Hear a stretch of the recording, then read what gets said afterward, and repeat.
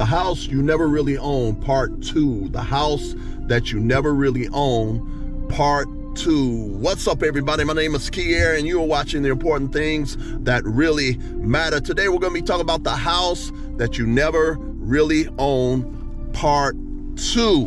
Now, if you haven't seen part 1, you need to go back and look at the house that you never really own, part 1, which talks about how you never really own a house, even though many people got your mind all jacked up thinking that you really own your house when you don't. So if you didn't watch part 1, you need to go back and watch part 1. This is part 2, and in part 2 we're going to go into why somewhere between 90 to 95% of people who've gotten a house within the last 5 years wish they had never got the house to begin with. And we're going to talk about that today. And maybe this is one of the videos that I have on my channel that can save you thousands upon thousands of dollars and save you a whole lot of pain and suffering. Matter of fact, I guarantee you that if you like and if you share and if you subscribe, I guarantee you that you will have access to information from my channel that will save you thousands upon thousands of dollars and also save you a whole lot of pain and suffering. It will save you thousands upon thousands of dollars and save you a whole lot of pain and suffering. So here we go. This is one of those videos that will save you thousands and thousands of dollars. Well, there are a lot of people who within the last 5 years who've gotten houses and they wish they had never bought the house to begin with. Did you hear what I just said? There are thousands and thousands of people who went out and bought houses, especially women. You know, women want to brag about, oh yeah, I got my house. Yeah, we have, and we're doing so much better than men are. Yeah, okay. And then the same women crying and boohooing later on. I wish I never bought this house. Well, part of the reason why you crying and boohooing is you probably should have asked the man before you first bought the house. Well, let me say this again. You should have first asked the man, like your father, like an uncle, about buying a house before you went ahead and did it on your own without consulting anybody. And if you had consulted some people, maybe you wouldn't have got the house to begin with and being in a financial jam that you're in right now.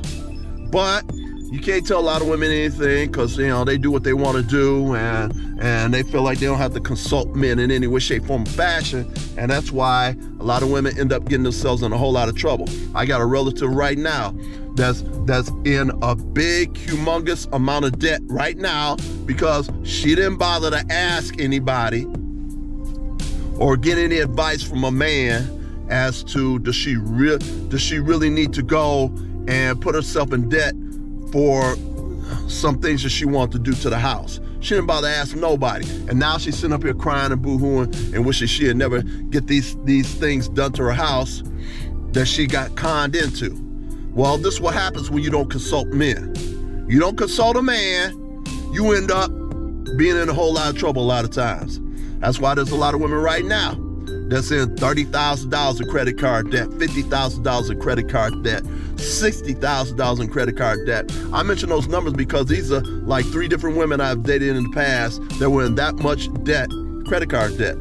So, ladies, I recommend that in the future, before you get into a big financial situation, maybe you ought to consult your father.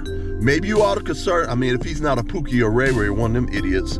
If he's not a Pookie or Ray Ray, one of these, and he's got a pretty good head on his shoulder, I suggest that you consult your father or consult an uncle or some man that's got some sense, okay? Some man that's got some experience up under the belt. So before you make a big financial decision, they end up costing you a whole lot of problems in the future. And right now, there was this woman who is a very, very well-respected woman in the real estate market. Very, very highly respected. And this woman did research and found out that about 90 to 95% of people who bought houses in the last 5 years wish they had never done it.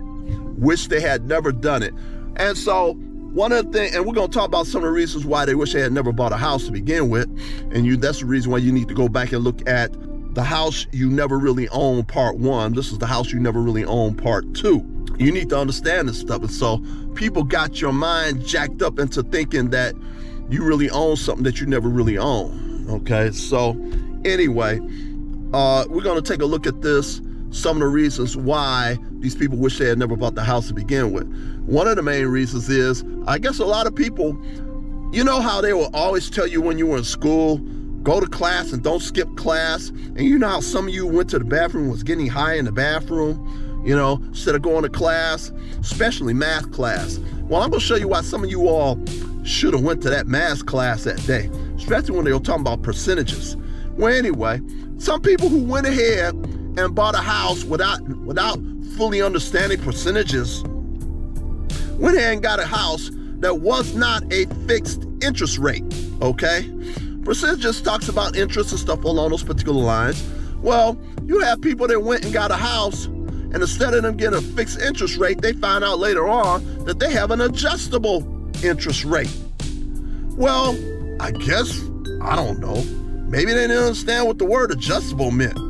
Because that means that interest rate that you got that house on, that means that if the market goes up, that means that interest rate goes up. The house goes up, that interest rate goes up.